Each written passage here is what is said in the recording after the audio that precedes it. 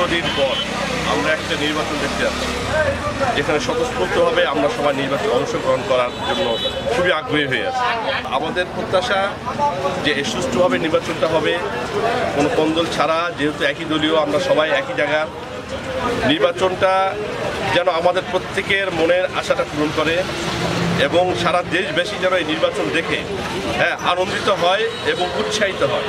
এই কাউন্সিলকে ঘিরে নওগাঁ জেলাবাসীর 11টি থানার এবং সদর পৌর থানার আমরা যারা সাধারণ ভোটার আছি, আমাদের একটাই প্রত্যাশা, নওগাঁতে দীর্ঘদিন প্রায় 14 বছর জেলা কমিটি ছিল না, নির্বাচিত জেলা কমিটি ছিল না। তো এই কাউন্সিলের মাধ্যমে এবার আমাদের একটা নির্বাচিত প্রতিনিধি বের হবে, সাধারণ সম্পাদক এবং সভাপতি এবং সাংগঠনিক। তো এই নেতৃবৃন্দদেরকে আমরা ভোটের মাধ্যমে নির্বাচিত করতে পারতেছি, এটাই আমাদের একটা প্রাপ্তির জায়গা। সবচেয়ে যেটা বড় কথা যে দলের ভিতরে গণতন্ত্র থাকলে দেশকে গণতন্ত্র দেওয়া যায়। গণতন্ত্রের সবচেয়ে বড় উদাহরণ আমাদের বাংলাদেশ জাতীয় দল বিএনপি। এবং আরেকটা জিনিস আপনি দেখেন যে এখানে ভোটার 1414 জন।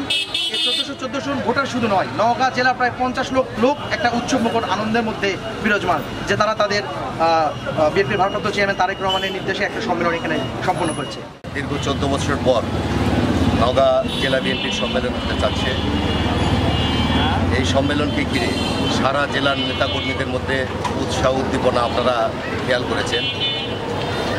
বাংলাদেশে দীর্ঘদিন ধরে বাংলাদেশে গণতন্ত্র ছিল না, মানুষের ভোটাধিকার ছিল না। তো আমাদের ভারপ্রাপ্ত চেয়ারম্যান জনাব তারেক রহমানের নির্দেশে আমরা প্রথমেই আমাদের দলের মধ্যে আমরা গণতন্ত্র প্রতিষ্ঠার চেষ্টা করছি। যে দীর্ঘদিন মানুষের যে ভোটাধিকার ছিল না, সেই ভোটাধিকারটা আগে আমরা দলের মধ্যে প্রতিষ্ঠিত করতে চাই। তো সেই অনুযায়ী আপনারা জানেন আগামীকাল আমাদের নওগাঁ জেলা বিএনপির সম্মেলন। এই সম্মেলনে সারা জেলার নেতাকর্মীরা আগামী দিনের জন্য তাদের জেলার নেতা নির্বাচন করবেন।